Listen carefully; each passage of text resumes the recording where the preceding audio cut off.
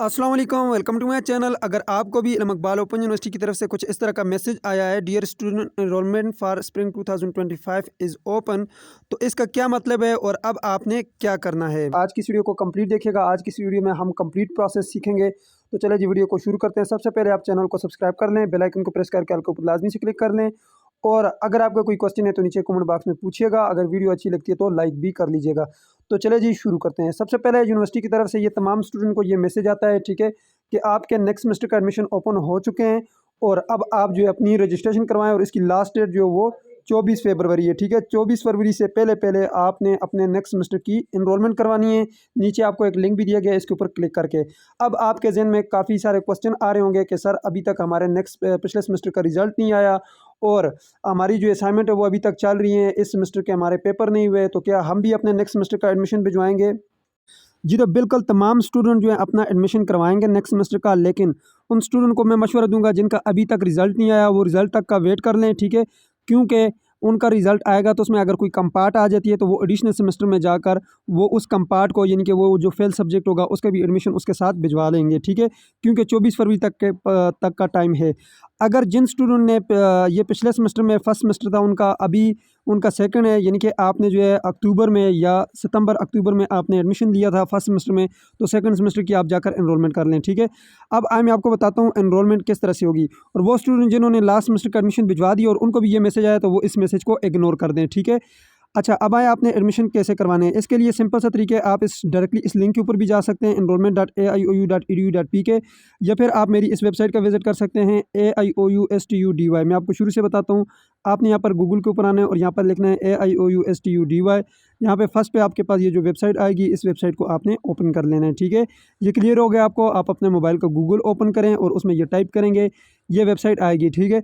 अगर आपको कोई क्वेश्चन पूछना है आप व्हाट्सएप भी कर सकते हैं मुझे, ठीक है। ये नंबर आपको स्क्रीन के ऊपर नज़र आ रहा होगा। अब यहाँ पे आपके पास ये CMS अकाउंट का आपके पास एक छोटा सा लिंक होगा, इसके ऊपर भी क्लिक कर सकते हैं।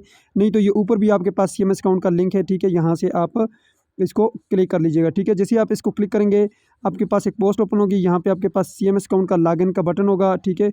ये लॉगिन का बटन है, ठीक है। इसी पोस्ट में आखिर में होगा, ठीक है। इसके ऊपर क्लिक कर लें।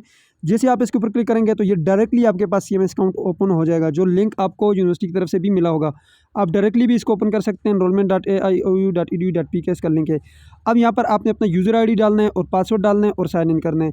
जब शुरू में आपका एडमिशन कंफर्म हुआ था यूनिवर्सिटी की तरफ से आपको यूज़र ID भी मिला होगा, पासवर्ड भी मिला होगा। मैं आपको बताता हूँ, ठीक है। जो जैसे ही आपका एडमिशन कंफर्म होता है तो यूनिवर्सिटी की तरफ से आपको कुछ इस तरह का मैसेज आता है। यहाँ पर देख सकते हैं, ये है मैसेज। यहाँ पे कि डियर स्टूडेंट आपका एडमिशन कंफर्म हो गया, आपके कोर्स कोड ये हैं। अब आपका जो यूज़र आईडी है, जो मैं आपको कह रहा हूँ कि आप वहाँ पे लगाएं, वो ये है, ये वाला आपको नज़र आ रहा है। और इसके नीचे आपके पास ये पासवर्ड लिखा हुआ है, इसके आगे ये पासवर्ड है आपके पास। यही वाला पासवर्ड आपने वहाँ पे लगाना है, ठीक है। ये जो आपके पास कैपिटल लिखा हुआ है तो कैपिटल लिखने हैं, वहाँ पे स्मॉल लिखें तो स्मॉल लिखने हैं, ठीक है जी। तो ये मैं यहाँ से अब कॉपी करता हूँ, वहाँ पे लगाता हूँ जी। तो ऊपर मैंने यूज़र आईडी लगाया है, नीचे पासवर्ड लगाया है। अब साइन इन के बटन के ऊपर क्लिक करता हूँ। जैसे ही साइन इन करेंगे आपके पास आपका CMS अकाउंट ओपन होकर आ जाएगा। अब आपने नेक्स्ट सेमेस्टर का एडमिशन भिजवाना है। याद रखिएगा, नेक्स्ट सेमेस्टर एडमिशन भिजवाने से पहले आप पिछले अपने रिज़ल्ट को लाजमी चेक करें कि आपके पिछले कोई बकाया हैं पेपर, तो उसको भी आप साथ भिजवा दें, ठीक है। तो मेरे ऐसे स्टूडेंट का कोई यहाँ पे जो है बकाया जात, यानी कि पिछले कोई भी सब्जेक्ट फेल नहीं है, तो मैं कोर्स रजिस्ट्रेशन के बटन के ऊपर क्लिक करूँगा, स्टूडेंट एनरोलमेंट के बटन के ऊपर क्लिक करूँगा। ये एक छोटा सा सर्च का आपके पास बटन है, मैं थोड़ा सा जूम करके आपको दिखाता हूँ। ये बटन नज़र आ रहा होगा आपको, ये सर्च का। इस सर्च के बटन के ऊपर आपने क्लिक करना है, ठीक है। यहाँ पे डायरेक्टली आ जाना है। सर्च के बटन के ऊपर क्लिक करेंगे तो यहाँ पे आपके पास यहाँ पे ये सेमेस्टर शो होंगे, ठीक है। अब आपने कौन से सेमेस्टर का एडमिशन भिजवाना है। अब इस स्टूडेंट का जो है वो 5वें सेमेस्टर का एडमिशन जाएगा, ठीक है। अगर आप देखें, पहले आपने देखना है कि आपके कौन से सेमेस्टर का एडमिशन जाना है, उसके बाद आपने यहाँ पर आकर इसको सिलेक्ट करना है। अगर आपका पिछला कोई सब्जेक्ट फेल है, ठीक है, फर्स्ट सेमेस्टर का कोई फेल है, अभी रिजल्ट आ गया, आपको पता चल गया कि पिछले सेमेस्टर का कोई फेल है, तो फिर आप इस सेमेस्टर के भी सब्जेक्ट को सिलेक्ट करेंगे, ठीक है। और साथ पिछला जो रह गया उसको भी सिलेक्ट करेंगे, उसको फिर एडिशनल सेमेस्टर में भिजवाएंगे, ठीक है। और ये रीअपीयर जो आपको नज़र आ रहा है, ये तब होता है जब आपका कोई सब्जेक्ट रीअपीयर आ जाए, तो फिर रिजल्ट के 1-2 दिनों बाद आप अपना रीअपीयर भिजवाते हैं, इसका एडमिशन अलग जाता है, सही है। अच्छा, अब इस स्टूडेंट का मैं 5th सेमेस्टर का एडमिशन भिजवाता हूँ। मैं 5th के ऊपर क्लिक करता हूँ। जैसे ही मैंने 5th को सिलेक्ट किया, यहाँ पर देख सकते हैं 5th जो है सिलेक्ट हो गया। अब मैं यहाँ पे आगे आऊँगा, ठीक है। आगे आने के बाद यहाँ पे आपके पास 2 ऑप्शन हैं। ऐड न्यू रिक्वेस्ट आपने करना है, अपनी रिक्वेस्ट को जो है ऐड करना है। तो मैंने ऐड न्यू रिक्वेस्ट के बटन के ऊपर क्लिक किया जी। मेरे सब्जेक्ट जो वो यहाँ पर ऑलरेडी सिलेक्टेड है, लेकिन याद रखिएगा जिस तरह बीए के थर्ड सेमेस्टर के स्टूडेंट हो गए, फोर्थ के हो गए, इसी तरह एफए के हो गए, और बहुत सारे ऐसे प्रोग्राम है जिसमें कुछ सब्जेक्ट आपने खुद सेलेक्ट करने होते हैं। तो उसके लिए आपने खुद से कोई भी सब्जेक्ट नहीं सिलेक्ट करना, पहले प्रॉस्पेक्टस को ओपन करना है, ठीक है, और वहाँ से देख के आपने अपने क्रेडिट को पूरा करना है। याद रखिएगा जो सब्जेक्ट पहले पढ़े हुए हैं वो दोबारा सेलेक्ट नहीं करने हैं, हिस्ट्री लाजमी चेक करनी है। इसके लिए मैंने वीडियोस बनाई हुई हैं, खुद से एडमिशन नहीं भिजवाना, गलत हो जाएगा। तो यहाँ पर देख सकते हैं, यहाँ पे ये ऑलरेडी सिलेक्टेड है, तो फिर कोई मसला नहीं है। और आपको ये भी पता है कि आप जो है 5th सेमेस्टर का जो एडमिशन भिजवा रहे हैं ये बिल्कुल ठीक है, तो कोई मसला नहीं है, फिर आप अपना एडमिशन भिजवा सकते हैं। अगर आपको नॉलेज नहीं है तो गलत एडमिशन नहीं भिजवाना। यहाँ से आपने आना है, ऐड कोर्सेज़ के बटन के ऊपर क्लिक करना है। आपके यहाँ पर कोर्सेज ऐड हो चुके हैं और आपकी फ़ी चालान जो है अभी जनरेट हो रहा है। ये सबमिट के बटन के ऊपर क्लिक करने, आप जैसे ही आप सबमिट के बटन के ऊपर क्लिक कर लेंगे तो आपका जो यहाँ पर चालान है वो जनरेट होकर आ जाएगा। ये देखें जी, अब मैं प्रिंट इनवाइस के बटन के ऊपर क्लिक करूँगा। ये आपको प्रिंट इनवाइस का बटन नज़र आ रहा होगा। प्रिंट इनवाइस के बटन के ऊपर आपने क्लिक करना है। जैसे इसके ऊपर क्लिक करेंगे तो आपके पास चालान जो वो डाउनलोड होकर आ जाएगा। ये देखें जी, पर देख सकते हैं जी, ये चालान आपके पास जनरेट होकर आ गया है। ठीक है, इसको मैं थोड़ा सा जूम करता हूँ जी। तो यहाँ पर देख सकते हैं जी, आपके पास यहाँ पर ये चालान है, ठीक है। इसकी लास्ट डेट आप देख सकते हैं जी, 24 फरवरी तक आपको ये कह रहा है चालान जनरेट कर सकते हैं, 25 फरवरी तक इसको पे कर सकते हैं। वैलिड जो है ये 11 मार्च तक है, ठीक है। अभी आप इसकी फ़ी ये जमा करेंगे 24,540। इस स्टूडेंट की आपकी मुख्तलिफ हो सकती है। अगर आप जो है ये 25 फरवरी तक पे नहीं कर सकते तो फिर 11 मार्च तक आप 25,540 करेंगे। 1,000 रुपये इसके साथ लेट फीस लग जाएगी, ठीक है। आप इसको इजी पैसा, जेस कैश, किसी भी बैंक में जो है इसको जमा करवा सकते हैं। ये जो वोचर आईडी आपको नज़र आ रहा है या यहाँ पर चालान नंबर लिखा होगा, इसको यहाँ से कॉपी करें, ठीक है। ये देखें, मैंने यहाँ से इसको कॉपी कर लिया, सेलेक्ट किया, ऊपर ये कॉपी का बटन है, कॉपी कर लें। कॉपी करने के बाद आप अपने इजी पैसा में आ जाएंगे। इजी पैसा में आने के बाद यहाँ पे सी आल के बटन के ऊपर क्लिक करेंगे।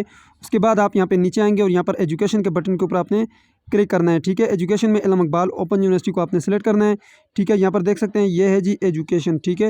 एजुकेशन के बटन के ऊपर क्लिक करें और यहाँ पर आप जो इल्म इकबाल ओपन यूनिवर्सिटी को सेलेक्ट कर लें, ठीक है। ये है जी इल्म इकबाल ओपन यूनिवर्सिटी। उसके बाद यहाँ पर आप वो जो चालान वहाँ से कॉपी किया था वो पेस्ट करें। नेक्स्ट के बटन के ऊपर क्लिक करेंगे। अभी ये इनकरेक्ट दिखा रहा है, 5-10 मिनट बाद आप ट्राई करेंगे, ये आपके पास करेक्ट शो करेगा, ठीक है। जैसे 10 मिनट गुजर गए हैं, उसके बाद आपने यहाँ पर नेक्स्ट के बटन के ऊपर फिर से क्लिक करने आकर, तो जैसे आप यहाँ पर क्लिक करेंगे आपसे दोबारा जो है पासवर्ड वगैरह मांगेगा अपना। तो उसके बाद जो है यहाँ पर आपके पास वो कंप्लीट इन्फॉर्मेशन आ जाएगी, ठीक है। पे इन फुल के ऊपर क्लिक करेंगे तो आपका जो यहाँ पर चालान है वो जनरेट पे हो जाएगा और आपके पास एक ईजी पैसे की रसीद आ जाएगी। उसको आप अपने पास संभाल कर रखें, ठीक है। उसको कहीं भी भेजने की ज़रूरत नहीं है, अपलोड करने की ज़रूरत नहीं है। अब आएँ, अब आप जो है ये काम करने के बाद आप यहाँ पर आ जाएंगे दोबारा से, ठीक है। प्रिंट इनवॉइस से अब यहाँ से बैक आ जाएँ, ठीक है। एक बार फिर बैक आ जाएँ, ठीक है। बैक आने के बाद दोबारा से स्टूडेंट एनरोलमेंट के बटन के ऊपर क्लिक करेंगे और यहाँ पे आप आगे आएंगे, व्यू सबमिटेड रिक्वेस्ट के बटन के ऊपर क्लिक करेंगे, ठीक है। जैसे ही यहाँ पे आप क्लिक करेंगे, अब आपने फ़ी पे कर दी है तो यहाँ पर आपके पास इनिशिएटेड की जगह जो है यहाँ पर आपके पास पेड लिखा हुआ आएगा, ठीक है।